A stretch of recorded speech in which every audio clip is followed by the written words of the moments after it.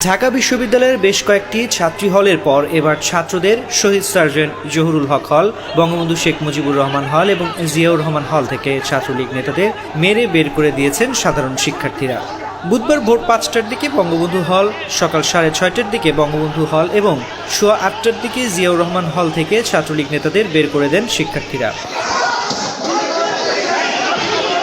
নেতাদের বের করে দিয়ে তাদের রুমের সব জিনিসপত্র ভাঙচুর করতেও দেখা যায়। ছাত্রলীগ নেতাদের বের করে দিয়ে হলে বিজয় উল্লাস করতেও দেখা যায় শিক্ষার্থীদের।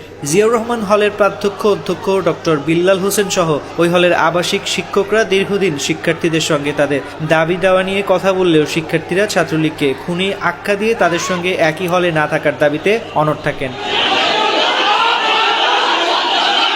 পরে তাদের নিরাপদে বের করে দেওয়ার শর্তে শিক্ষার্থীদের দাবি মেনে নেন প্রাধ্যক্ষ। এছাড়াও শহীদ সার্জেন্ট জহুরুল হক হল থেকে শিক্ষার্থীদের চাপের মুখে তাদের ৫টি দাবি সম্বলিত একটি নির্দেশনায় স্বাক্ষর করেন ওই হলের প্রাধ্যক্ষ অধ্যক্ষ ডক্টর আব্দুর রহিম। এদিকে বিজয় ৭১ হলে সাধারণ শিক্ষার্থীরা জড়ো হওয়ার আগেই ছাত্রলীগ নেতাকর্মীরা হল থেকে পালিয়ে যান। এর আগে ঢাকা বিশ্ববিদ্যালয়ের রোকেয়া হলের ছাত্রলীগের নেত্রীদের বের করে দেন কোটা আন্দোলনের শিক্ষার্থীরা।